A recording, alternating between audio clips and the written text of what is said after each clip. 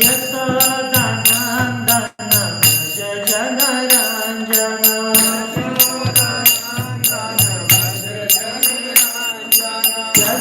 यशोदानन्दन व्रज जनरञ्जन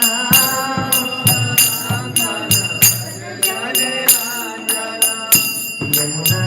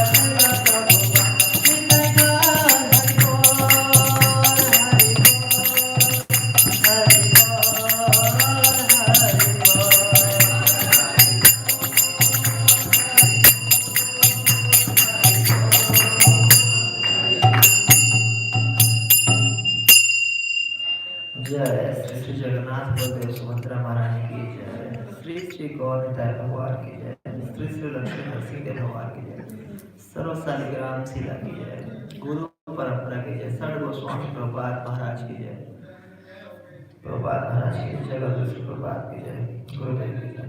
हरे कृष्ण। सही भक्तों का स्वागत है आज के प्रातःकालीन श्रीमद् भागवत कक्षा में। और जो भी जितने वरिष्ठ वैष्णव हैं, वरिष्ठ भक्त हैं, सबसे वैष्णव हैं, सबसे मैं प्रार्थना करता हूँ, आशीर्वाद की याचना करता हूँ, प्लीज विशेष रूप से आशीर्वाद दें कि ये जो ये अमल पुराण है और अमल आत्माओं के लिए है, जिसके हृदय में कोई भी किसी के प्रति कोई भी कलमश नहीं है, उसके लिए ही। और ये कलमश से रहित पुराण है, और जो हम हैं वो पूर्ण रूप से कलमश से भरे हुए हैं। तो इस अमल पुराण में कुछ भी चर्चा करने के लिए शक्ति संचार चाहिए। तो मैं आप सभी वैष्णवों से विशेष रूप से प्रार्थना करता हूँ। आश्रम कोई से प्रभु जी हैं, बलभद्र जी हैं, माता जी हैं, प्लीज आशीर्वाद दें। बहुत ही दिव्य श्लोक है ये, अच्छा श्लोक है।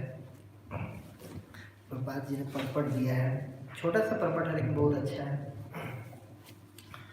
We'll try to discuss something about this श्लोक। हम चर्चा कर रहे हैं श्रीमद् भागवतम चतुर्थ स्कंध अध्याय संख्या 17 और श्लोक संख्या 34 जो कि लिखा हुआ है यहाँ पे इलेक्ट्रॉनिक्स बोर्ड पे। आप लोग देख करके पीछे से उसकी ओर कर सकते हैं।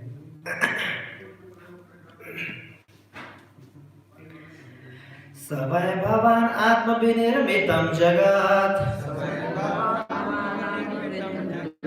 भूतेन्द्रियन्तःकरणात्मकं विभो संस्थापयस्यन् अजमां रसातलात् अभ्युजहारम्भस आदिसूकरा स वै भवान् आत्मविनिर्मितं जगत् भूतेन्द्रियन्तःकरणात्मकं विभो संस्थापयस्यन् अजमां रसातलात् अभ्युजहारम्भस आदिसूकरः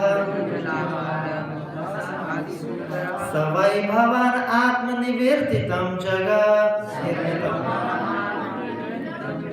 स वै भवान् आत्मविनिर्मितं जगत् भूतेन्द्रियन्तःकरणात्मकं विभो संस्थापयस्यन् अजमां रसातलात् अभ्युजहारम्भस आदिसूकरः सवै भवान् विनिर्मितं जगत् भूतेन्द्रियान्तःकरणात्मकं विभो भूतेन्द्रियान्तःकरणात्मकं विभो संस्थापयस्यन् अजमां रसातलात् अभ्युजहारम्भस आदिसूकरः सवै भवान् आत्मनिर्मितं जगत् भूतेन्द्रियान्तःकरणात्मकं विभो स्थापयस्यन् अजमां रसातलात् अभ्युजहारम्भस आदिसूकरा सवै भवान् आत्मविनिर्मितं जगत् भूतेन्द्रियान्तःकरणात् विभो संस्थापयस्यन् अजमां रसातलात् अभ्युजहारम्भस आदिसूकरा। वैष्णवी माता जी। सवै भवान् आत्मविनिर्मितं जगत् सवै भवान् आत्मविनिर्मितं जगत् भूतेन्द्रियान्तःकरणात्मकं विभो संस्थापयस्य रसातलात्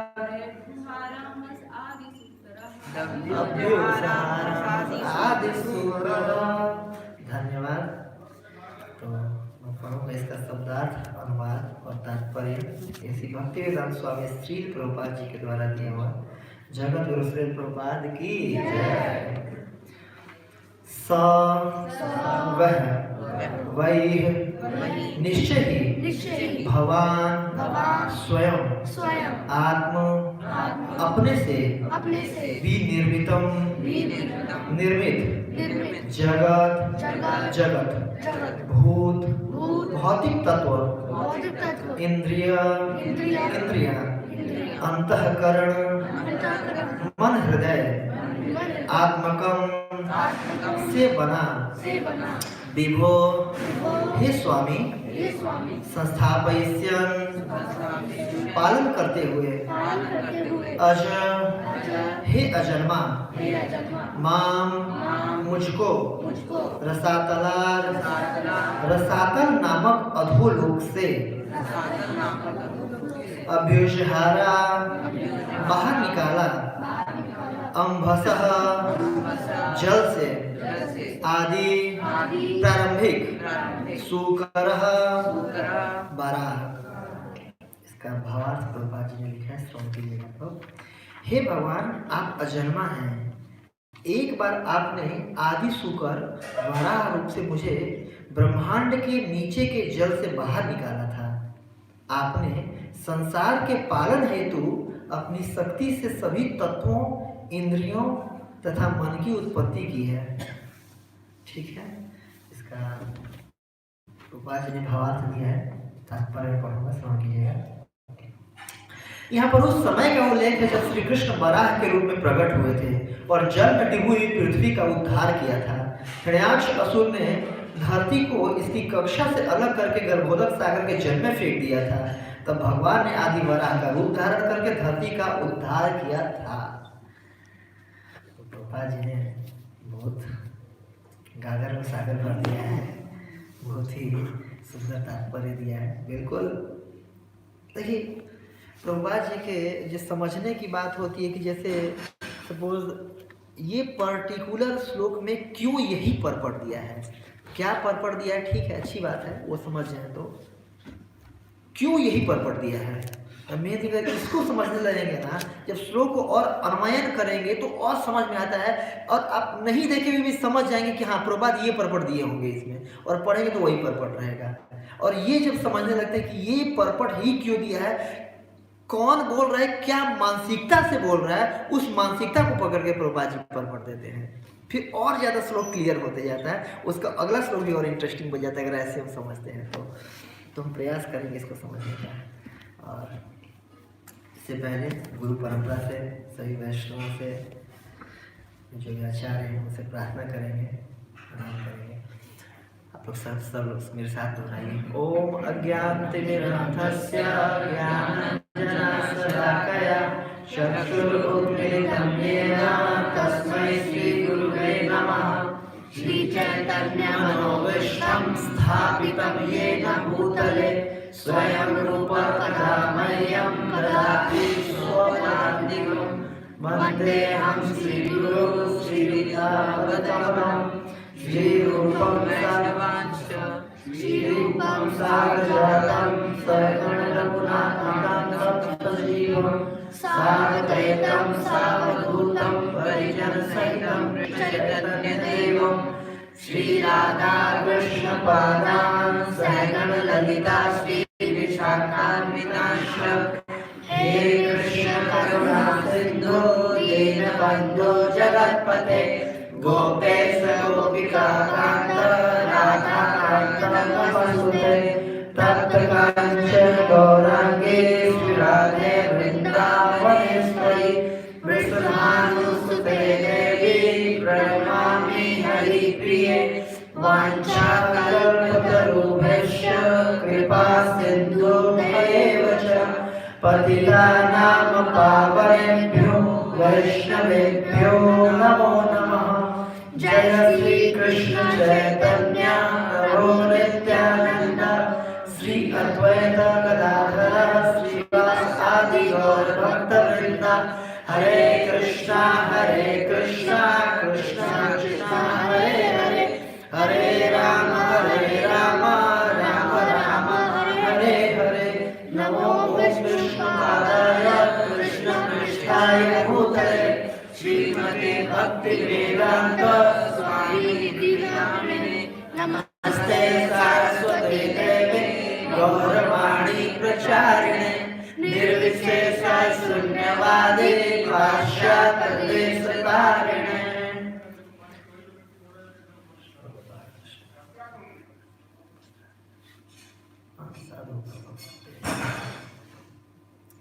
मुखम करोति वाचालं पङ्गुलङ्घयेत गिरिं यत् कृपातमहं वन्दे श्रीगुरुदेवताय परमानन्दमाधवं श्री चैतन्य।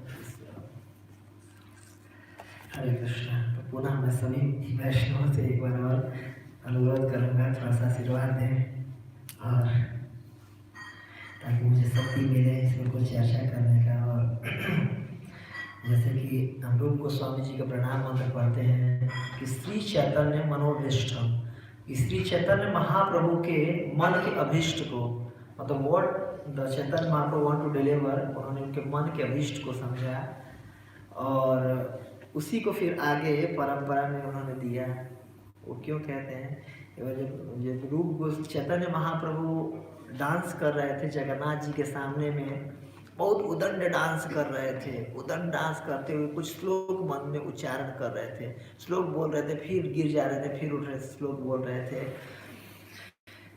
और फिर अगले दिन जब आए चैतन्य महाप्रभु तो वही श्लोक को लिख करके रूप गोस्वामी और कड़छा पे, मतलब उस पे ताल के पत्ते पे, और झोपड़ी में रहा करते थे सिद्ध बकुल में, आप लोग सब देखे होंगे, उनके साथ हरदास ठाकुर जी के साथ तो लिख करके रखे हुए थे वो। तो देखे जब चैतन्य महाप्रभु को पढ़े उसको तो बोले ये तो मेरे मन की बात है, मैं कृष्ण से प्रार्थना कर रहा था जगन्नाथ को श्याम सुंदर के रूप में देख करके कि आप भी वही जगन्नाथ हो, मतलब वही श्याम सुंदर हो, सब कुछ वही, लेकिन ये स्थान या फिर जो आपका परिवेश है, वेशभूषा है, ये अच्छा नहीं लग रहा है।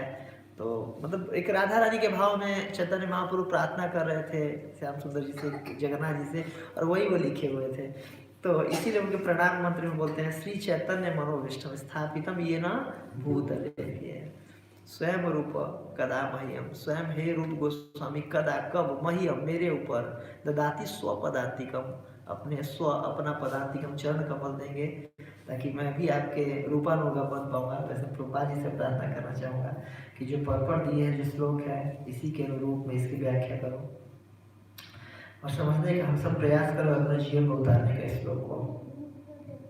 धन्यवाद। तो इस श्लोक का सबसे पहले हम अनुमान करेंगे कि क्या क्यों बोला जा रहा है। तो जैसे कि आप सब लोग लगभग काफ़ी लोग रेगुलर आ रहे हैं, यही रेगुलर था। तो ये श्लोक है पृथ्वी देवी बोल रही हैं, और पृथ्वी देवी किससे बोल रही हैं? पृथु महाराज से बोल रही हैं। पृथ्वी देवी पृथु महाराज से बोल रही हैं। पृथ्वी देवी ये श्लोक क्यों बोल रही हैं? क्यों बोल रही हैं? क्योंकि जो पृथु महाराज हैं वो बिल्कुल तीर धनुष लेकर के उनके पीछे भाग रहे हैं, उनको मारने पर उद्यत हो गए हैं। और पृथ्वी जो देवी है, भूदेवी, हर जगह भाग करके देख ली, ऊपर के आकाश में गई, स्वर्ग लोक आदि में गई, हर जगह गई, देखे भाई साहब ये तो पीछे लगे हुए हैं, छोड़ रहे नहीं है। जैसे कि एक बार सुदर्शन पीछे लगे हुए थे इनके दुर्वासा मुनि के, दुर्वासा मुनि के हर जगह चक्कर काट के देख लिए, हर जगह गए थे, कोई रक्षा कर ले। पिताजी के पास गए थे अपने, मतलब ब्रह्मा जी के पास, एक तरह से उनके भ्राता हुए शिव जी उनके पास गए थे, कोई कहीं रक्षा ही नहीं हो रहा है। इसके बाद फिर उनको लगा कि नहीं, अब जान कहीं नहीं बचेगी। फिर भगवान के पास गए तो भगवान के कहने से फिर इन्हीं से होगी है। तो वैसे ही जब पृथ्वी देवी सर्वत्र यत्र तत्र सर्वत्र भाग करके देखी, कोई रक्षा कर ले, कोई बचा ले, देखिए कोई रक्षा नहीं कर रहा है, कोई रक्षा नहीं कर रहा। तो आखिरी में क्या की कि उन्हीं पृथु महाराज से ही बचने के लिए प्रार्थना करने लगी, है ना। तो प्रश्न आता कि क्यों यही प्रार्थना की? तो यही इसलिए प्रार्थना की, जैसे कि कोर्ट होता है ना, जैसे कोई केस लगा रहता है तो कोई वकील होता है मुकदमे में, वो अलग अलग दलील देता है कि देखिए माय लॉर्ड जज साहब, पिछले केस में ऐसा ही एक केस आया था और एक मुजरिम के खिलाफ ऐसा हुआ था, तो आपने ये फैसला लिया था, और ये भी जो केस है ना लगभग सेम ही केस है। तो क्योंकि पिछले में आपने आपने ऐसा फैसला लिया था तो आपको इस फैसले पे विचार कर लेना चाहिए। ये नहीं बोलता कि आप यही दीजिए, को विचार कर लेना चाहिए। तो वैसे ही पृथ्वी देवी इस श्लोक में बोल रही हैं कि पीछे आपने ऐसा ही किया था और मेरे साथ ही हुआ था ऐसा घटना, तो उसी को याद दिला रही है। क्या याद दिला रही है, क्या बोल रही हैं? तो इसमें कह रही हैं कि सवै भवान आत्म विनिर्मितम जगत। इसमें पहले तो 2 लाइन में पृथ्वी देवी उनको याद दिला रही हैं कि हे भगवान, हे भवान। भगवान कहते हैं किसी को आदर देना होना, सह मतलब वह, भगवान रिस्पेक्ट का एक वचन है। तो सवै भवान आत्म विनिर्मितम जगत, कि हे भगवान, हे महाशय, आपने आत्मा खुद से विनिर्मितम, अच्छे तरीके से, विकृष्ट रूपेण निर्मितम, अच्छे तरीके से जगत का निर्माण किया है। मित्र मतलब आपने बिल्कुल, जो आपकी क्रिएशन है बिल्कुल परफेक्ट है। आपने खुद से ही सारा क्रिएशन किया परफेक्शन की तरह से। क्या क्या क्रिएशन किया है उसके अगले लाइन बता रहे हैं। भूत, कि जो भी ये पंच तत्व हैं, भूत जिससे हमारा शरीर बना हुआ है। इंद्रिय, जो 5 इंद्रिय हैं, इनकी आपने संरचना की है। अंतःकरण, जो मतलब आत्मा का भी, क्योंकि हम आपका ही अंश है। और मन, अंतःकरण का कहने का अर्थ है कि मन, बुद्धि, अहंकार। अंतःकरण हमारा सूक्ष्म शरीर, इसकी भी रचना आपने किया है। अंतःकरण आत्मकम विभो, विभो मतलब होता है महान, कि आपने ही खुद से इन सबकी क्रिएशन किया है। पृथ्वी देवी पहले बता रही है कि देखिए आपके ही बनाए, जो आप नष्ट करने के लिए, मेरे को मारने के लिए आप अवतारू हो रखे हैं, आपने ये सब बनाए रखा है। फिर अगले 2 लाइन में बोल रही हैं कि जैसे दलील दे रही है अपना कि क्यों मुझे क्षमा करना चाहिए। तो संस्थापयिष्यम, आपने ही स्थापित किया था, मतलब एक बार क्रिएट कर दिया उसको। एक जैसे कि सर्ग करते हैं भगवान, उसके बाद विसर्ग ब्रह्मा जी से करवाते हैं। तो सारे 14 प्लैनेटरी सिस्टम को भगवान बना करके अपने अपने उनके एक्सिस पर स्थित कर दिए हैं। ठीक है, तो उसमें बोल रहे हैं कि संस्थापयिष्यम, आपने दोबारा स्थापित किया। अजह, अजह मतलब हे अजन्मा, आप अजन्मा हैं। अजह मतलब बहुत महत्वपूर्ण यहाँ पर है कि क्यों अजन्मा ही बोली हैं। भगवान को याद दिलाना चाह रही है पृथ्वी देवी कि हे देखो, हे पृथ्वी महाराज, देखिए भगवान के अवतार है और आप अजन्मा है, आपको कोई जरूरत नहीं है इन चीजों का करने का, आप अजह हैं। अजह होते हुए भी संस्थापयिष्यन, आपने स्थापित किया था। माम रसातलाद, मुझे रसातल से। जब मैं पिछली बार कष्ट में थी तो आपने ही, जो कि आप अजन्मा हैं, आपको जन्म लेने की कोई जरूरत नहीं है। न तस्य कारणम करणम च विद्यते, भगवान का परिभाषा बोला गया कि उनके लिए कोई भी कार्य करणीय नहीं है। फिर भी आप कृपा पूर्वक, आप मेरे पे दया कर करके माम रसातलाद स्थापित, कि आपने रसातल से मुझे स्थापित किया था, बचाया था। क्या है?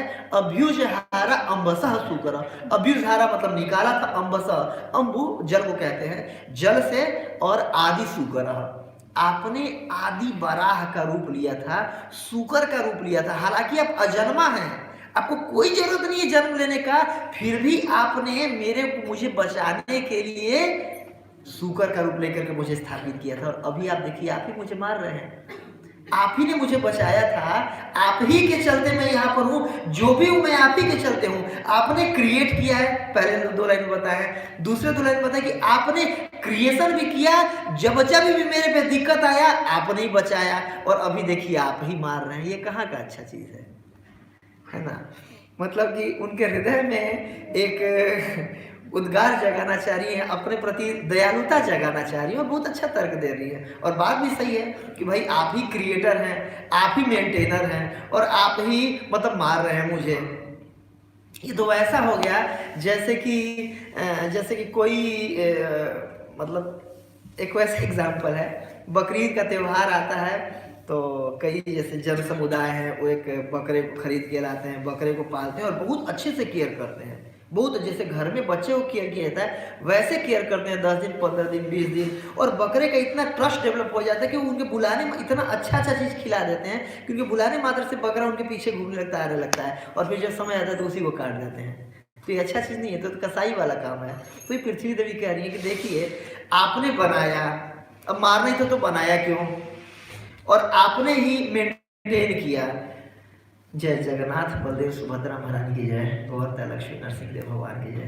देखिए भगवान प्रकट हो गया बनाने के लिए और मेंटेन करने के लिए। जब देखिए पृथ्वी देवी ये कहना चाह रही कि जब मारना ही था, मुझे नष्ट ही करना था, तो आपने बनाया क्यों पहली बार तो? और चलिए बना भी दिया, अगर नष्ट ही करना था, मारना था, तो आपने कई बार रक्षा किया है भाई। आपने बनाया, आपने रक्षा भी किया है। अगर मारना ही था तो रक्षा क्यों किया था? और जब रक्षा कर दिए तो अभी क्यों मार रहे हैं? ये पृथ्वी देवी का उद्गार है, ये कहना चाह रही है श्लोक के माध्यम से। और ऐसा ही हम वैदिक शास्त्रों में देखेंगे, कई जगह पर आता है। और मेनली देखिए पृथ्वी देवी का एक इससे ये भी समझ में आ रहा है इस श्लोक से, डैट ग्रेटफुलनेस, कृतज्ञता की भावना। और कृतज्ञता की भावना बहुत इंपॉर्टेंट है हमारे जीवन में, बहुत इंपॉर्टेंट है। कई बार हम सुने हैं कि लोग कह देते हैं कि आपने मुझे आज तक मेरे लिए किया ही क्या है। अब भाई, अब कई बार हम ये भी बेटे कह देते हैं पिताजी को कि आपने मुझे आज तक किया ही क्या। अरे पैदा कर दिए, वही अपने आप में तुम्हारे लिए करना हो गया है कि नहीं? आज के डेट में देखिए इतना वो हो जाता है, गर्भ में ही गर्भपात कर दिया जाता है। पैदा कर देना अपने आप में ही बच्चे के लिए उपकार है कि हाँ भाई माँ बाप ने उसको जन्म दिया, आने दिया। और कई लोग आप लोग भी सुने होंगे घर परिवार में कि आपने मेरे लिए किया ही क्या है। ये देखिए अनग्रेटफुलनेस है, ऐसा में नहीं करना चाहिए। अगर किसी के प्रति भी हम ग्रेटफुल रहते हैं ना, तो वो सामने वाला व्यक्ति भी ये लगता है कि देखिए मैं इनके लिए जो भी आज तक किया हूँ, इसका इनके मन में एक ये है कि हाँ इसका कि मेरे किए हुए कार्य को ये वो दे रहे हैं, तवज्जो दे रहे हैं कि हाँ जी इन्होंने मेरे लिए कुछ किया है। ग्रेटफुलनेस होना चाहिए। और जब भी हम जैसे भगवान के किसी भी चीज़ के लिए प्रति अगर ग्रेटफुल रहते हैं तो भगवान की और कृपा मिलती है। जैसे कि एक मुझे ऐसे उदाहरण याद आ रहा है, अभी हम लोग गए हुए थे लखनऊ में डिस्ट्रीब्यूशन करने के लिए। तो जो भी राष्ट्रीय स्वयंसेवक वाले या फिर हिंदू वाहिनी या फिर आरएसएस की जैसे बड़ी बड़ी गाड़ियाँ आती थी कोई जाने वाले, और या फिर नेता होते थे बीजेपी वगैरह किसी के भी, तो उनको पुस्तक दिखाते थे, देखिए आप भगवद गीता कीजिए और कुछ स्पॉन्सर कीजिए बांटने के लिए, कुछ दान दे करके जाइए। तो उनको फिर हम लोग ऐसे बोलते थे, देखिए आप नहीं करेंगे तो और कौन करेगा, आप ही लोगों की मदद से तो हो रहा है। तो उनको भी लगता था देखो यार से बात सही है, हम लोग कर रहे हैं, मतलब उनको ईगो पे आ जाता था कि हम कर रहे हैं तभी इनका किताब बढ़ रहा है। तो कुछ ना कुछ अच्छा रिस्पॉन्स आता था, कुछ पैसे दे के जाते थे या किताब लेके जाते थे, कार्टन ही लेते, ठीक है बात सही है भाई, हम लोग कर रहे हैं तभी तो देश को चलाने में या हिंदू को वो करने में या सनातन धर्म के प्रचार करने में हमारा ही तो पूरा हाथ है। तो उनको एक लगता था कि हाँ देखो हम सनातन धर्म का क्योंकि हम प्रचार कर रहे हैं, रक्षा कर रहे हैं, तो ये लोग हमारे प्रति ग्रेटफुल हैं, तो और खुश होकर लेके जाते थे गीता। तो वैसे ही यहाँ पर पृथ्वी देवी कह रही हैं उनसे कि देखिए आपने मुझे बनाया और आपने मेरी रक्षा किया है। और ऐसे नहीं हवा बोल रही है, एग्जैक्टली बता रही कि कब आपने, ऐसे मतलब कि होता ना किसी को बस क्रीम लगाया जा रहा है, ऐसा नहीं बताया कि आप आदि, आप भले की अजन्मा है फिर भी आप आदि सूकर के रूप में आके, आदि सूकर के रूप में आकर के और मेरा रक्षा किया। भगवान 2 बार सूकर रूप में आए हैं पृथ्वी देवी की रक्षा करने के लिए। एक बार जब स्वयंभू मनु के समय में जब शुरुआत हुआ था क्रिएशन का, तो ब्रह्मा जी अपने शरीर से दाएं और बाएं भाग से उत्पन्न करते हैं, मनु महाराज को मन से उत्पन्न करते हैं अपने शरीर को, और शत्रुपा महारानी को उत्पन्न करते हैं और बोलते हैं ठीक है बेटा जाकर क्रिएशन करो। तो चले जाते हैं, ठीक है क्रिएशन करने, तो मैं भूलोक दिया हूँ, ये भूलोक का ये प्लेनेटरी सिस्टम है, तो जाके आप क्रिएशन करो। तो आए स्वयंभू मनु ढूंढे पृथ्वी को कि जाऊँ भाई क्रिएशन शुरू करूँ। तो पूरा ढूंढ ढांड के चक्कर लगा करके गए। इसके बाद फिर ब्रह्मा जी के पास गए, दोबारा पहुंचे, बोले कि पिताजी आपने मुझे कहा है क्रिएशन करने के लिए, ठीक है क्रिएशन तो मैं करूँगा, करूँ कहाँ, आपने मुझे भूलोक पृथ्वी दिया था, पृथ्वी तो दिख ही नहीं रही कहीं। तो ब्रह्मा जी को लगा अच्छा पृथ्वी कैसे नहीं दिखेगी भाई, मैंने बना के वहीं पर स्थित किया था। फिर ब्रह्मा जी मनन करके मेडिटेशन करके देखे कि पृथ्वी कहाँ गई, तो देखे तो पृथ्वी अपने कक्षा में है ही नहीं। अब ब्रह्मा जी को भी नहीं समझ में आ रहा है कि ब्रह्मा कहाँ गई पृथ्वी। ब्रह्मा जी भी सोच रहे हैं कि पृथ्वी कहाँ गई, भाई सही बात है क्रिएशन होना है, जनमानस को जन्म लेना है उसी पे। तभी सोच मेडिटेशन ही कर रहे थे, तब तक अचानक से जोर से छींक आई उनको, और छींक आई तो नाक से, जैसे हम जब छींकते तो कई सारे बैक्टीरिया निकल जाते हैं ना, वैसे ब्रह्मा जी के भी नाक से एक अंगुष्ठ के अग्रभाग, मतलब अंगूठा ये हुआ तो इसका अग्रभाग ये हुआ, इतना छोटा कुछ निकल गया जीव। तो जीव निकला तो ब्रह्मा जी को आश्चर्य हुआ भी कौन क्या निकल गया अचानक से मेरे नाक से। देखा कि जीव धीरे धीरे धीरे धीरे धीरे धीरे बड़ा होते जा रहा, बड़ा होते जा रहा, और इतना बड़ा हो गया, इतना बड़ा जीव हो गया कि मतलब पूरा ऊपर के लोगों को अपने शरीर से ढक लिया। फिर उनको समझ में आया कि नहीं, साधारण जीव नहीं हो सकता है, भगवान होते हैं ये। इसके बाद वो फिर बिल्कुल गए, गर्भोदक सागर में डुबकी लगाए और फिर पृथ्वी को बाहर निकाल करके अपने एक्सिस पर स्थित कर दिया। इसके बाद सब लोग प्रार्थना किए, भगवान अप्रकट हुए। दोबारा छठवें मनवंतर में चाक्षुष मनु, ये इससे पहले वाला जो स्वयंभू मनु, इससे पहले वाले चाक्षुष मनु में दीति और कश्यप के जो पुत्र थे, बड़े बेटे हिरण्याक्ष महाराज। तो हिरण्याक्ष क्या बोलते हैं, हिरण्यकश्यप और हिरण्याक्ष है ना। हिरण्य मतलब होता है सोना और हिरण्याक्ष स्मगलर, तो ये लोग सोने के वो थे, स्मगलर थे। तो हिरण्य मतलब सोना होता है। तो पृथ्वी को कि सारा खनिज संपदा इसे चुराऊंगा, ले जाकर रसातल में अपने उसमें छुपा दिए थे हिरण्याक्ष महाराज ने। इसके बाद दोबारा फिर सेम प्रोसेस से ब्रह्मा जी के नासिका से ही उत्पन्न हुए थे वराह भगवान, और ये श्वेत वराह उत्पन्न हुए थे। ये श्वेत वराह कल्प, जो हम लोग ये संकल्प का मंत्र पढ़ते हैं, तो ये ब्रह्मा जी के दृश्य उसमें कल्प में श्वेत वराह कल्पे वयोसुत मनवंतरे अष्टाविंशति में जुए कली जुए कली प्रथम चरण है, पूरा उसमें मंत्र में आता है। तो ये श्वेत वराह उत्पन्न हुए थे और ये फिर गए उसमें अम्बुसर जल में गए और पृथ्वी देवी को अपने वो जो वो होता है दांत होते हैं उस पर ले करके आए, और ले करके जब आ रहे थे तो मेरी पृथ्वी देवी क्यों यही वाला उसमें वो कर रही, उद्धृत कर रही हैं कि देखिए आप एक तो अजन्मा हैं, आप जन्म नहीं लेते हैं, ऊपर से आपने मेरे लिए जन्म भी लिया और मेरे पे उपकार भी कर रहे थे, आप मुझे बचा रहे थे। बचाते समय जो हिरण्याक्ष महाराज थे, हिरण्याक्ष जो था वो खूब गाली दे रहे थे, मतलब भगवान को। आपने सुना होगा ये कथा, थर्ड कैंटो में आता था कि तुम सुअर हो और वो मेरे से डर के भाग रहे हो, बिल्कुल निकम्मे हो, कुछ नहीं कर रहे हो, डरपोक हो, दम है तो मेरे सामने आओ, ये वो फलाना ढिकाना, बहुत गाली दे रहा था, बोल रहा था उनको, चिल्ला चिल्ला के कतई गाली दे रहा था कि और लोग भी सुन लें। और भगवान चुपचाप पृथ्वी को, क्योंकि दाढ़ों पर ली हुई थी, तो चुपचाप उसको सहन कर रहे थे। भगवान देखिए, भगवान चुपचाप सहन कर रहे हैं अपने भक्त की रक्षा के लिए। ले गए, स्थित किए वहाँ पर। इसके बाद फिर ये युद्ध किए और युद्ध करने के बाद फिर एक थप्पड़ कान के पास लगाए और एक ही बार में खत्म हो गए हिरण्याक्ष महाराज। तो वही पृथ्वी यहाँ पर याद दिला रही है, देखिए आपने मेरी रक्षा किया था और मेरे लिए आपने गाली सुना था। पृथ्वी देवी भी देख रही हैं कि देखो मेरे लिए कितना अपशब्द सुने भगवान, कितना कटु वचन। कोई साधारण जीव का है क्या तुच्छ जीव, सोचने मात्र से तो करना पड़ा भगवान को, सोचने मात्र से खत्म हो जाएगा जीव। एक वेदांत सूत्र है कि इच्छा मात्र से ब्रह्मांड का उत्पत्ति, क्रिएशन और विनाश हो जाता है। दृष्टि पात्र मात्र से सब कुछ कर देते हैं भगवान। और देखिए मतलब यही पृथ्वी देवी यहाँ पर याद दिला रही है कि आपने मेरे लिए गाली सुना था, आपने मेरे लिए कटु वचन सुने थे और आज आप मुझे मारने पर उद्यत हो रहे हैं।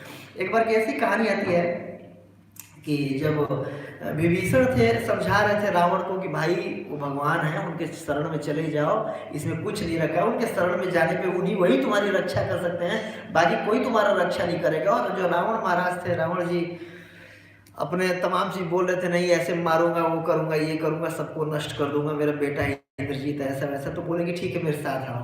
अपने साथ ले गए और ले जाके मतलब सबसे ऊपर अटारी पे चढ़ा करके ऊपर बोल रहे कि देख रहे हो सामने। तो बोलता है हाँ ये बहुत बड़ा सोने का पहाड़ है, बहुत बड़ा सोने का पहाड़ था लंका के बगल में, समुद्र में वो सोने का पहाड़ था। इसके बाद बोले कि जो सोने का पहाड़ है, तो विभीषण ने बताया कि नहीं सोने का पहाड़ नहीं है, ये हिरण्याक्ष का कुंडल है कान का, जो इतना बड़ा पहाड़ के रूप में दिख रहा है ना, हिरण्याक्ष का कान का कुंडल है। और सोचो जब हिरण्याक्ष का कान का कुंडल इतना बड़ा है तो हिरण्याक्ष कितना बड़ा होगा। पृथ्वी जिसे आप शासन कर रहे हो वो हाथ के जैसे बॉल के जैसे उठा के नीचे छिपा दिया था और उसको भगवान ने एक थप्पड़ मार दिया था। तो आप सोचो अपनी गति, इस वजह से अभी भी टाइम है, अब जा करके उनके शरण में चले जाओ। वैसे पृथ्वी देवी हर जगह घूम करके आके भगवान के शरण में ही आकर के फिर रिक्वेस्ट कर रहे हैं कि देखिए भगवान ने आपके किए हुए उपकार को मैं मानती हूँ और आपने कई बार उपकार किया है और इस बार भी मेरे को बचाइए। ऐसे ही एक बहुत सुंदर प्रेयर्स आता है गोपी गीत में 3rd नंबर का श्लोक, 31st चैप्टर का 3रे नंबर का जो श्लोक है, उसमें कह रही है गोपी जन कि विसा जलाप्ययाद ब्याल राक्षसा बरस मारुताद वैद्युतानला विस्मयात्मजात विश्वतो भयात् ऋषभते वयं रक्षिता मुहुर। इसमें कह रही है कि ऋषभते वयम रक्षिता मुहुर, ऋषभ मतलब हे पुरुषों में श्रेष्ठ, ते आप रक्षिता हमारी कई बार हमारी रक्षा की है, मुहुर बार बार आपने हमारी रक्षा किया है। ये तब की बात है जब श्री गोपी जनों को छोड़ करके भगवान रासलीला के बीच में से चले गए थे और गोपी जन उनको खोज रही थी, तो उसमें प्रार्थना करती हैं कृष्ण के लिए। कृष्ण से पिछले श्लोक में कह रही है कि हे आप मुझे छोड़ करके चले गए कृष्ण और आपके विरह में मर रही हैं, और मर रही है, इस वजह से ये प्रार्थना कर रही है। क्या कह रही हैं कि विष जल मतलब कालिया जो कि पूरे जल को विषैला कर दिया था, उससे आपने मुझे बचाया था, मतलब हमें बचाया था। विष के जल से मतलब कालिया के जल से, या फिर कह सकते हैं विषैले जल से, कालिया के द्वारा किए हुए विषैले जल से आपने हमारी रक्षा की थी। विष जलाप्य या ब्याल राक्षसाद, ब्याल राक्षस मतलब व्योमासुर वगैरह से, या अघासुर जो कि ब्याल राक्षस मतलब पशु को मारने वाले, खाने वाले, मतलब जनमानस को खाने वाले राक्षस। ये तीनों भाई बहन थे, पूतना, अघासुर और बकासुर। तो इन ब्याल राक्षसाद, इनसे आपने हमारी रक्षा की है। ये गिना रही है कि देखिए ऐसा नहीं है कि हम बहुत आपके प्रति कृतज्ञ हैं, हम आपके प्रति कृतज्ञ हैं। आपने जो बार बार मुहुर बार बार हमारी रक्षा किया है, और देखिए आज क्या कर रहे हैं, आप ही हमें मार रहे हैं। सेम है कि आपने कई दृष्टांत देती है कि देखिए यहाँ रक्षा किया, यहाँ रक्षा किया, यहाँ रक्षा किया, यहाँ रक्षा किया, और आप ही मुझे अभी अलग करके खुद से विरह की अग्नि में जला रहे हैं, मार रहे हैं। क्या कह रही है, विष जलापयाद ब्याल राक्षसार, और वर्षा से जो इंद्र खूब तेज वर्षा कर रहे थे, तो वर्षा से आपने तो रक्षा किया, नहीं तो आपने अगर रक्षा नहीं किया होता तो हमारा क्या, पानी में डूब के मर जाते, क्योंकि इंद्र वर्षा करते। वर्ष मारुताद और वैद्युताद अनल, जैसे कि अनल अग्नि को कहते हैं, जो अग्नि तुल्य वो कर रहे थे, झंझावात क्रिएट कर रहे थे, वज्र चला रहे थे, तो उससे भी आपने रक्षा किया था। और उसमें उससे जो चक्रवात के रूप में आया था, कौन, तृणावती है, तृणावत से भी आपने हमारा रक्षा किया है। और आगे कह रही है वृषभ, जो बैल वृषभ के रूप में 2 बार आया था, एक तो बैल के रूप में और एक उनके खेल में भी शामिल हो गया था। उन दोनों बार आपने हमारी रक्षा की है। या फिर वृषभ कहने का वो है वृषभ आत्ममय, आत्मजात, मय दानव के आत्मज पुत्र से भी विश्व तो भयात आपने हमारी रक्षा की है। मतलब कहने का तात्पर्य है कि गोपीजन गिना रही हैं कि देखिए आपके चलते ही हम लोग जीवित हैं, हमारे जीवन का जो कारण है एकमात्र आप हैं। और दृष्टांत दे रही है, देखिए अगर हम सारे लोग मारे जा चुके थे वहाँ पर, जो पानी जहरीला पी लिया था हमने, जो गाय मारी जा चुकी थी, गोप सखा लोग मारे जा चुके थे, और वो मर जाती तो उनके बीरा में लोग मर जाती, मतलब एक तरह से आपने हमारी रक्षा की।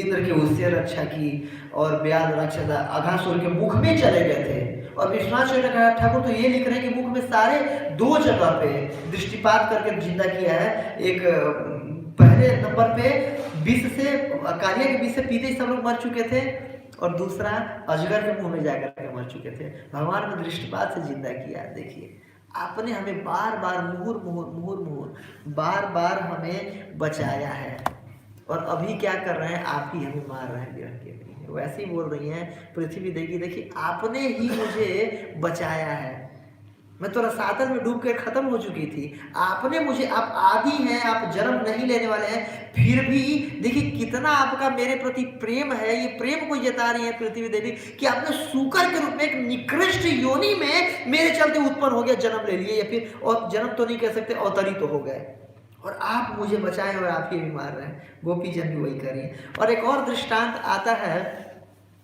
जब भगवान श्री कृष्ण जा रहे होते हैं द्वारका को, मथुरा से या फिर कह सकते हैं हस्तिनापुर से द्वारका को जब जा रहे होते हैं, तो कुंती महारानी भी यही प्रार्थना करती हैं। कुंती महारानी भी अपनी प्रार्थना में कह रही हैं कि विषाद महाग्ने पुरुषाद दर्शदात असत्सभाया वनवास कृष्णता हृदय मेरे अनेक महारहास शास्त्र द्रोणे शास्त्र अभे अस्म हरे अभिरक्षिता। क्या कह रही है कुंती महारानी भी ये कह रही है कि देखो कृष्ण, आपके चलते हम लोग अभी जीवित हैं, आपने ही हमें बारंबार बचाया है, और अभी आप हमें छोड़ करके जा रहे हो। जो कि महाभारत का युद्ध हुआ है, महाभारत के युद्ध में कई सारे वीर मारे गए हैं, तो जो वीर लोगों के जो जान पहचान वाले होंगे, संबंधी लोग होंगे, क्या वो हमारे बेटों पर वो नहीं करेंगे, आघात नहीं करेंगे? आप बार बार हमारी रक्षा किए हो, आपके चलते ही हम जो है सो हैं जीवित हैं, और अभी आप छोड़ करके जा रहे हो, मतलब अब ये एक तरह से मार रहे हो। आपके बिना तो हम ऐसे भी जीवित नहीं रहेंगे। तो ये कहने का तात्पर्य था कुंती महारानी का। तो याद दिला रही है कि कहाँ कहाँ आपने रक्षा, ये देखिए कृतज्ञता का वो है। हमें जब भी कृष्ण के पास जाना चाहिए ना, तो we should be very much thanksful about जो भी कृष्ण ने हमें आज तक दिया है, या जो भी कृष्ण ने हमारी आज तक मदद किया है, उसके लिए हमें बारंबार धन्यवाद करना चाहिए। और हम क्लास के लास्ट में एक छोटा सा एक्सरसाइज भी करेंगे यार, जो गिव्स मतलब कि भगवान जो भी आज तक या जो भी जिसका भी हमारे जीवन में उपकार है। और देखिए किसी को भी अगर हम प्रेम से कहते हैं कि देखिए आपके चलते आपने मेरी ये मदद की, या आपके चलते जो मेरा ये मदद हुआ, ये मेरा काम बना, या आपने मुझे बनाया, तो सामने वाले व्यक्ति को भी खुशी होती है कि देखो जो भी मैंने प्रयास किया, मेरे इस प्रयास के प्रति सामने वाला व्यक्ति कृतज्ञ है कि नहीं? अच्छा लगता है सुनने में भी, और उस व्यक्ति को भी लगता है कि हाँ मुझे और जब आगे भी जरूरत पड़ेगी तो मैं इनकी रक्षा करूंगा, या फिर इनकी मैं मदद करूंगा। ये एक सद्भावना व्यक्ति के मन में आ जाता है कि देखो ये जो भी मेरा मेहनत है उसके प्रति अच्छा भाव इसके मन में, तो कृतज्ञता, ये हमें हमारे अंदर कृतज्ञता का भाव होना चाहिए। और भगवद गीता के बारे में भगवान जो वो अच्छे गुणों को बता रहे हैं, उसमें कृतज्ञता ही बोल रहे हैं कि एक सात्विक गुण है, इसको अपने अंदर डेवलप करना चाहिए। तो क्या कह रही हैं कि विष से रक्षा किया। कैसे विष से रक्षा किया? हमारे बड़े से एक छोटे वाले बेटे भीम को विष पिला दिया गया था। जो सारी इनकी पलटन थी, पार्टी थी इनकी दुर्योधन की, ये क्या सोचे थे कि बस खीर तो बहुत पसंद है भीम को, पूरा इनवाइट करते हैं, आओ भीम भरपेट आज तुम्हें खीर पिलाएंगे बिल्कुल। अब बाकायदे अच्छे से बिल्कुल काजू किशमिश डाल करके खीर बना के रखते हैं, और उसी में ही जहर डाल करके दे देते हैं बस। और भीम भी बस कई घड़ा पी जाते हैं बिल्कुल कतई। तो विष से, अब देखिए भीम एक तरह से लगभग मृत प्राय हो चुके थे, लेकिन कृष्ण आपके कृपा से और मार के भी सोची कि देखो इधर रहेगा तो पता चल जाएगा कि जहर से मारा है पता चल जाएगा। तो क्या किए, उठा करके पानी में फेंक दिए कि मर मुरा के उधर ही मछली खा जाएंगी, कोई पता ही नहीं चलेगा कहाँ गया। और देखिए जो जल का क्या गुण होता है ना, शरीर के जहर को निकालता है। जैसे कि मेरे को याद है, आज से जब मैं कॉलेज के फर्स्ट ईयर में था, मेरी मम्मी को सांप काट लिया था। तो हुआ क्या, एक बक्सर करके बिहार में एक जगह है, तो वहाँ पर उनको ले गए, कुछ जड़ी पिलाया गया। इसके बाद दिन भर उनको ठंडा पानी से, उनको ये था कि मुंह में पानी नहीं जाना चाहिए, और पानी ऊपर से डाला जाता है सर पे, शरीर, ताकि इतना ज़्यादा पानी डाला जाता है, मतलब 50 सैकड़ों बाल्टी पानी डाला जाता है। और पानी के प्रभाव से बाहर से बस शीतल किया जाता है शरीर को, तो अंदर से फिर विष बाहर निकल आता है। ये विष को निकालने का वो है। जैसे कि कोई भी आप लोग यही तरीका है विष निकालने का। अभी तो एंटी वो दे देते हैं कि कोई भी इंजेक्शन का एंटी इंजेक्शन देते हैं मतलब, बट ये भी एक वैदिक तरीका था। तो और ठीक हो गई थी। तो भीम को क्या कि उन्होंने पानी में फेंक दिया, और पानी का क्या गुण है, विष को निकालता है। तो कौन उनको बुद्धि दिया पानी में फेंकने का? भगवान ने बुद्धि दिया। तो वही कुंती महारानी यहाँ पर प्रार्थना कर रही है कि विषाद, आपने विष से मेरे बेटे का जो रक्षा हुआ, नीचे वो अलग बात है, गए तो सांप लोगों ने डस लिया, तो सांप जब डसे तो पहले वो था विष था, इन्होंने विष दिया तो एंटी होकर के ऐसे खत्म हो गया। फिर नीचे से और पी करके आए, अमृत और बलवान हो गया है, 10 घड़ा पी गए थे। तो और महाअग्नि कब, जब इनको भेजा गया लक्ष्य भवन कि आप लोग बहुत अभी राज्य में रहते हुए यहाँ पर बहुत परेशान हो गए होंगे, तो आपके लिए जंगल में ना आपको विहार करने के लिए एक बहुत सुंदर लाख का, मतलब कि लाख वो होता है ना, कूस का लकड़ी का बहुत अच्छा महल बनाया गया। कुछ देर के लिए जाइए वहाँ पर विहार करके आइए, आप लोग थोड़ा सा माइंड आप लोग का अच्छा रहेगा, परेशान हो रहा है। तो ये कह के उनको भेजा गया था, बताइए, और वहाँ जाके आग लगा दिया गया। तो यहाँ पर वही लिख रहे कि महाअग्नि, सारे के सारे हम लोग जल करके मर गए होते। एक आदमी को गार्ड पे लगा रखा था कि बस देखना ये लोग कब सारे सो जाएं तो इनको जला के फूंके माँ वहीं पर ताप जाया जाए, मार दिया जाए, है कि नहीं। लेकिन हे कृष्ण, आपने रक्षा की वहाँ से भी। आगे कह रहे हैं कि पुरुषाद मतलब जो मनुष्य को खाने वाले या फिर नरभक्षी असुर, जब ये लोग वनवास के दौरान थे तो एक नरभक्षी था ना जो भीम उससे लड़ने गए थे, उससे रक्षा की है भगवान आपने। फिर असत्स भाया, असत सभा, सभा मतलब होता है असेंबली, और असत सभा जब द्रौपदी का चीरहरण किया जा रहा था, वो सभा को बोल रही है असत सभा। वो सत लोगों की सभा नहीं थी, वो असत लोगों की सभा थी। अच्छे लोगों की सभा नहीं थी, बुरे लोगों की सभा थी, असत सभा। या उस सभा में आपने ही मेरी बहू का, द्रौपदी का साड़ी के रूप में अपने आप को एक्सपेंस करके और आपने ही बचाया था। आपने, भगवान ही तो वहाँ पर जो द्रौपदी को हाथ ऊपर खड़ी कर दी तो भगवान आकर के साड़ी के रूप में फिर बचाए। तो वहाँ पर एक अलंकार में एक वो भी किया जाता है, साड़ी बीच नारी है कि नारी बीच साड़ी है, साड़ी है कि नारी है कि नारी है कि साड़ी है ना। कि समझ में उसको नहीं आ रहा था कि क्या ये औरत मतलब साड़ी है कि नारी है, ये नारी है कि साड़ी है, कि साड़ी है कि नारी है, मतलब ये फिर साड़ी साड़ी है। उसको समझ में खींचते खींचते खींचते खींचते बाप रे बाप बिल्कुल शाम हो गया। और बलवान वो भी बहुत बलशाली था और मतलब भगवान ने रक्षा किया। तो ये कहना चाह रहे हैं असत सभाया, असत लोगों की सभा से आपने मेरी बहू को बचाया था। और वनवास कृषित, वनवास में भी कई तरह के कष्ट आए लेकिन आपने रक्षा किया। कैसे? दुर्योधन महाराज ने भेजा था एक बार, दुर्योधन के पास आए थे कौन? दुर्वासा मुनि। अच्छे तरीके से खूब खातिरदारी किया, बनाया, खिलाया, पैर और दबाया, चरण और बिल्कुल खुश हो गए। बोले बेटा बहुत तुम्हारे, बहुत प्रसन्न हो तुम्हारे रख रखाव से, उससे मांगो, क्या मांगते हो, दिल खोज करके। और दुर्वासा मुनि बहुत तुरंत वरदान देते हैं, तुरंत श्राप दे देते हैं, फेमस है कि नहीं। और वरदान के रूप में क्या मांगा कि देखिए आप कितने कृपालु हैं मेरे पे, जैसे आपने मेरे साथ कृपा किया मेरे ऊपर, तो मेरे भाई लोग भी वन में रह रहे हैं, उनके ऊपर भी जरा जाके कृपा कर दीजिए। अपने सारे लोग 10,000 लोगों के साथ जाइए, उन पर भी कृपा कराइए। और उसको पता था कि जाएंगे और जाएंगे, उनके पास तो कुछ है नहीं, बिल्कुल भिखारी है एक तरह से, और इनके 10,000 लोगों को तो खिला पाएंगे नहीं, और खिला पाएंगे नहीं तो क्या करेंगे, ये गुस्सा हो जाएंगे, गुस्सा होकर श्राप दे देंगे, बस हमें कुछ करना ही पड़ेगा, इन्हीं के श्राप के भस्म होकर मर जाएंगे सारे के सारे।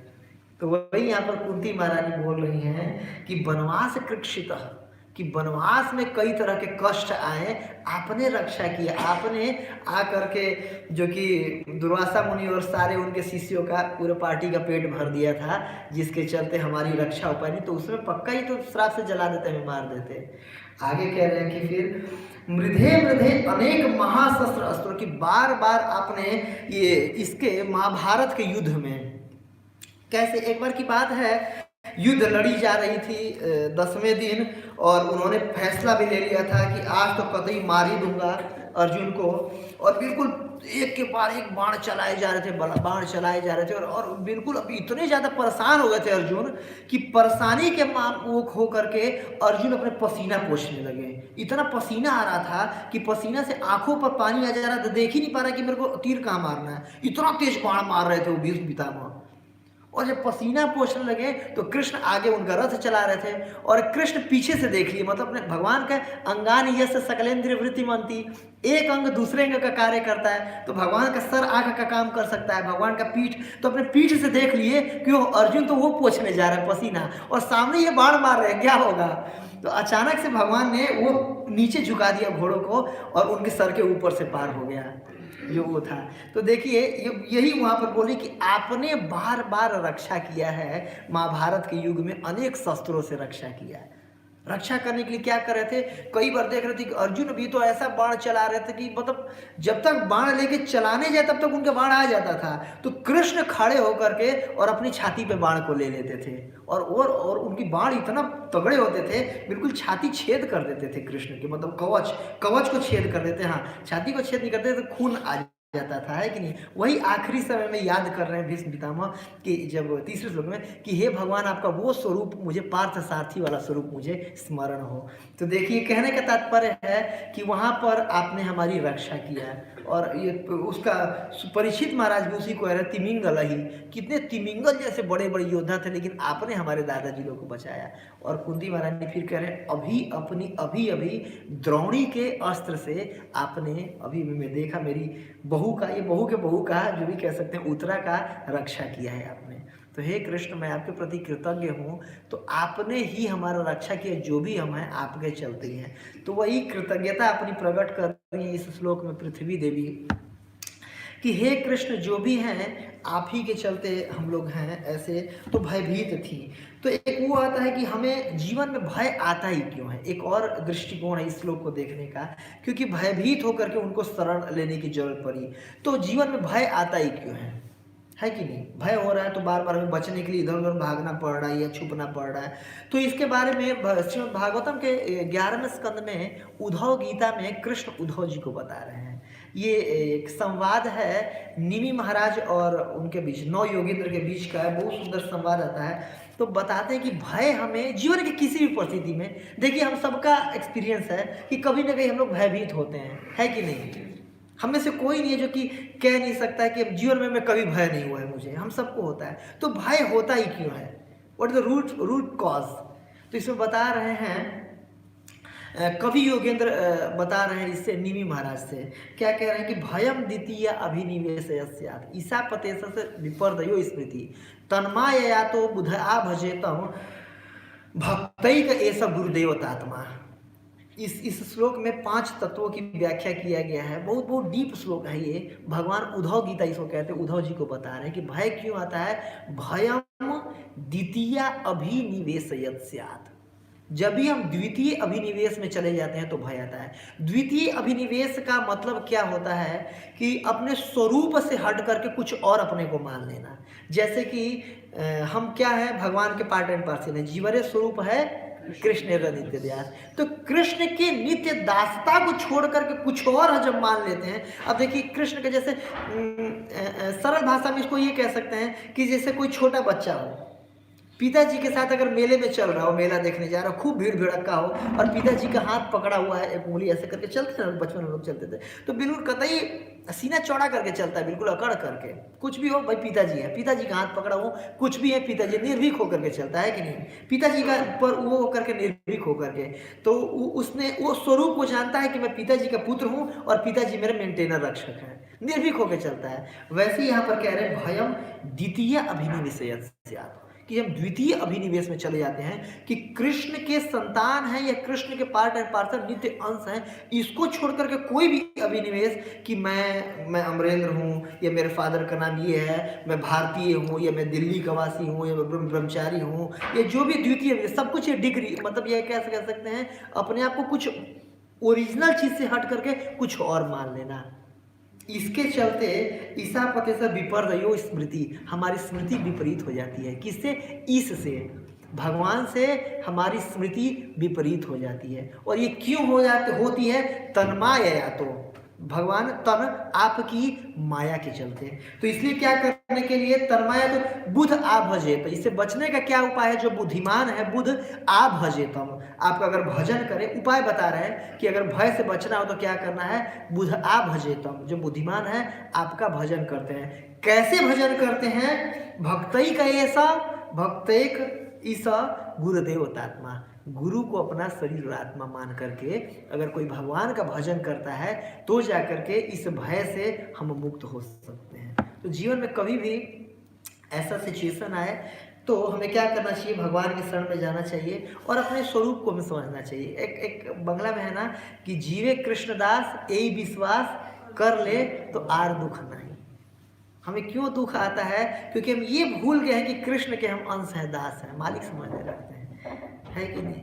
अगर ये जिस क्षण हमें रियलाइज हो जाए कि भगवान के अंश हैं, भगवान मेंटेनर है, जैसे पृथ्वी देवी बता रही हैं कि हे भगवान आपने मुझे क्रिएट किया था, है ना, पहले 2 लाइन में बता रही हैं, फिर बोल रही है कि आपने मुझे मेंटेन किया था। तो वैसे हम कृष्ण से प्रार्थना कर सकते हैं, हे कृष्ण मैं आपका अंश हूँ, आपने मुझे क्रिएट किया, जो स्थूल शरीर है आपका दिया हुआ है। इस लोग में यही बता रही है ना, भूत इंद्रियात्मकम, कि आपका द्वारा दिया हुआ स्थूल शरीर है, आपके वो दिए द्वारा सूक्ष्म शरीर है, अंतःकरण सब कुछ करें और आप मेंटेनर हैं, तो आप इस बार भी मेंटेन कीजिए। अगर ये सोच करके हम कृष्ण पे आश्रित रहेंगे हर परिस्थिति में तो हम अभय रहेंगे। जैसे प्रहलाद महाराज देखिए, हर परिस्थिति में अभय क्यों थे? क्योंकि कृष्ण पे आश्रित है, कृष्ण को हर अपने कंडीशन में देख पा रहे थे। तो वैसे हमें भी अपने जीवन में कुछ भी ऊपर नीचे, कुछ भी कोई भी परिस्थिति आए तो एक आदत डालना चाहिए। जब हमारी भक्ति शास्त्री क्लास हो रहा था तो प्रभु जी ने हमें एक वो करवाया था कि आप हर परिस्थिति में एक ये आदत डालें, हैबिट डालें कि हर परिस्थिति को कहें thank you Krishna, by your blessings ये जो भी मेरे जीवन में एक घटना घटी। और अगर ये परिस्थिति, ये अगर हम मानसिकता अगर डेवलप कर लेंगे ना हर परिस्थिति में थैंक यू कृष्णा का, तो हम देखेंगे कि बहुत बोर नहीं होंगे, मतलब बोर नहीं, फ्रस्ट्रेट नहीं होंगे, डिप्रेस नहीं होंगे, बहुत ज़्यादा भयभीत नहीं होंगे। हर परिस्थिति में कृष्ण पे आश्रित होंगे और कृष्ण को थैंक यू बोलें कि थैंक यू कृष्णा, आपने ये चीज़ दिया, थैंक यू कृष्णा आपने ये।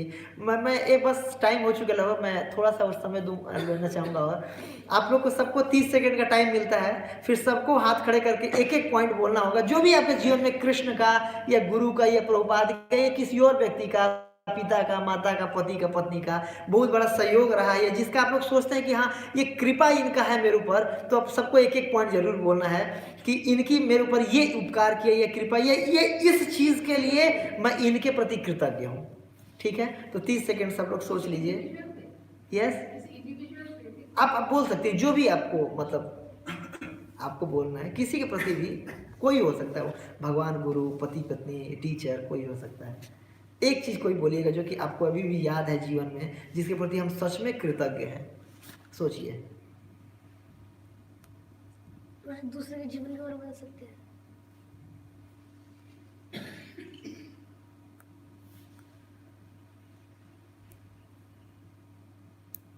ठीक है, धन्यवाद। कौन शुरू करना चाहेंगे? यस प्रभु जी।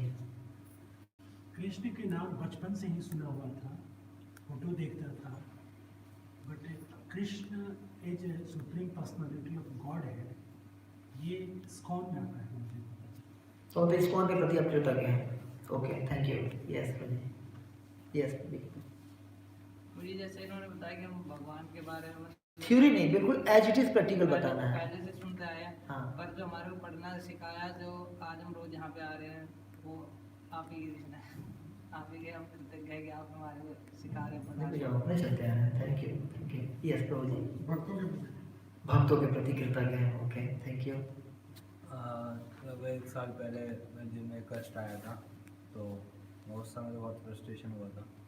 मैं आज देखता हूँ अगर वो नहीं आया तो उस सिचुएशन से कैसे डील करना है कभी नहीं सीख पाता। तो कृष्णा बहुत आभारी हूँ, बहुत परिस्थिति में। Thank you very much. Krishna का आभारी हैं। यस प्रभु जी। मैं प्रभुपाद की लिखी हुई किताबों के प्रति हमेशा कृतज्ञ रहा हूँ और हमेशा रहूँगा। वो ना होती मैं यहाँ नहीं होती। Prabhupada thank you very much. माता जी। जी, मैं 6th क्लास में थी, मेरे एक सोशल स्टडीज टीचर थे, तो उन्होंने कहा कि why go through so many gods, we should go to the root. मतलब कृष्ण प्रति वो उस टाइम जो उन्होंने बोला था हमारे दिमाग में घुस गया कि कृष्ण इज गॉड। तो उनके प्रति बहुत टीचर के प्रति मेरी ग्रैंड मदर है और शुद्ध मतलब भगवान की गीता रोज पढ़ती थी, चाहे वो गीता प्रेस वाली पढ़ती थी, वर्तनी वाली, तो हम लोग आदत डाली थी दादी जी के प्रति। ओके, और कोई? यस प्रभु जी, मैं अपनी मम्मी के प्रति हूँ, क्योंकि जो चैंटिंग करने की आदत डाली है उन्होंने। मम्मी के प्रति thank you very much. Yes प्रभु जी, मैं अपने मम्मी और पापा के प्रति हूँ। Okay, thank you. Prabhu ji. भक्तों के प्रति कृतज्ञ हूँ जिन्होंने मुझे इस्कॉन का रास्ता दिखाया। भक्तों के प्रति कृतज्ञ जिन्होंने मुझे इस्कॉन का रास्ता दिखाया। Okay, thank you very much. Guru Maharaj के प्रति जिन्होंने मुझे भक्ति दिया। गुरु महाराज के प्रति जिन्होंने मुझे भक्ति लता भेज दिया। ओके, और कोई? यस जी, जैसे जिस सिचुएशन से मैं जा रहा हूँ तो उसमें मुझे रिवील हो रहा है कि लाइक मतलब मेरे अंदर जो नेचर्स हैं तो वो मुझे रिवील हो रहा है और मुझे उनसे कैसे निकलना है, इसके प्रति जो सिचुएशन जो भी है, तो मैं उसके लिए गॉड को बहुत ज़्यादा ग्रेटफुल। हाँ ठीक है, सिचुएशन आई तो मैं यहाँ से मुझे समझ में आया कि हाँ मेरे अंदर ये अनर्थ भी है और मैं इससे निकल सकता हूँ, तो ये इसके लिए मैं grateful situation. Okay, thank you very much. Thank you. Okay, yes माता जी, लास्ट। उनके प्रति tolerating me, my annoying nature, and being there with me for in thick and thin of the life. Okay, thank you very much. Thank you. Husband के अलावा कोई और बताना। ये तो ये हो गया, वहाँ बैठे हुए वो सुनेंगे, अच्छा लगेगा उनको। ये जेन्युइन बोले थे क्योंकि उन्होंने कई बार मेरे से ये चीज़ बोला है, बट आपको पता नहीं भगवान जाने। ठीक है, ओके ओके, थैंक यू। तो यस जी प्रभु जी। वैसे गीता तो मैंने पहले ही पढ़ी थी, ये गोरखपुर वाली गीता पढ़ी थी, तो मतलब कुछ समझ नहीं आता था इसमें पढ़ने में। लेकिन जब प्रभुपाद जी की मुझे यथारूप गीता मिली तो उसको जो ना पढ़ के जो ना समझ आने लगा थोड़ा थोड़ा, फिर मैं इसे पंजाबी विभाग में जो ना तो भगवत गीता के प्रति कृतज्ञ हैं। भगवत गीता तो प्रभुपाद की जो गीता है ना, हाँ उसके प्रति प्रभुपाद के प्रति। Okay, thank you very much. तो आपने शेयर किया। ऐसे ही जब भी हम जीवन में अगर देखें ना, अगर सोचने मात्र से कि हम सोचे बैठ करके 2 मिनट की, जब भी कभी भी जीवन में वैसी परिस्थितियाँ जब निराश हो, जब हम फ्रस्ट्रेट हो कि किसने मेरे जीवन में अच्छा किया कुछ, तो हम सोचने मात्र से देखेंगे ना कि एक पॉजिटिविटी आ गया कि देखो यार इन्होंने भी मेरे पे उपकार किया, इन्होंने भी मेरे उपकार किया, इन्होंने भी मेरे पे उपकार किया। सोच करके अगर हम लिखेंगे कुछ भी, या कृष्ण को थैंक यू करेंगे या किसी को भी करेंगे, तो सोचने मात्र से, लिखने मात्र से जीवन का वो क्षण तुरंत उससे वो बाहर निकल जाते हैं कि वो जब डिप्रेस हो रहा है, टेंशन हो रहा है कि भाई इन्होंने मेरे पास ये उपकार किया, इन्होंने मेरा इस बार मदद किया, ऐसे करके। तो ये बहुत अच्छी आदत है। और हर परिस्थिति में, जैसे पृथ्वी देवी श्लोक में बोल रही है कि देखिए पता नहीं कौन से युग में आपने मेरी रक्षा की थी, आज भी याद कर रखी है। तो वैसे ही कि कृष्ण थैंक यू, आप मेरे को बचाए या फिर आपने मेरी रक्षा किया। तो इस तरीके से कोई पर्टिकुलर हो सकता है, अगर उसके प्रति हम सोचेंगे, लिखेंगे, तो एक हृदय भी हमारा अच्छा होता है। किसी के प्रति कुछ दुर्भावना आ भी रहा है ना, ये सोचे ठीक है कुछ गड़बड़, देखिए कोई व्यक्ति परफेक्ट नहीं है, कलु दोष निधि राजन, दोषों का निधि है। समुद्र में पानी दिखेगा वैसे लोग में दोष ही दिखेंगे, क्योंकि कलयुग का गुण है ये, कला का युग है ये। तो गुण दोष दिखना स्वाभाविक है, लेकिन अगर उसके व्यक्ति के गुणों के बारे में सोच करके लिखे कि ठीक है इसका क्या उपकार है मेरे ऊपर, तो देखिए ये कोई दृष्टिकोण ही चेंज हो जाता है हमारा, है कि नहीं। सामने वाला को भी, और कभी हम अगर करेंगे, देखिए किसी के प्रति, जिसके प्रति हम आए कि आपने मेरी ये मदद किया, तो उसका भी दृष्टिकोण हमारे प्रति चेंज हो जाता है और हमारा भी उनके प्रति चेंज हो जाता है। तो इस श्लोक से हमें ये पृथ्वी देवी की जो प्रार्थना है उससे ये हमें सीखने को मिले। ये दैन्य बौद्धिक बहुत अच्छा प्रार्थना है, दैन्य बौद्धिक प्रार्थना के कैटेगरी में आएगा। तो ठीक है, बहुत बहुत धन्यवाद आप सबका, बहुत बहुत धन्यवाद।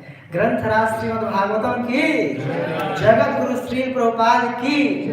कोई टीका टिप्पणी आप में से किसी का हो तो आप बंद कर दीजिए इसको, किसी कोई प्रश्न रहेगा।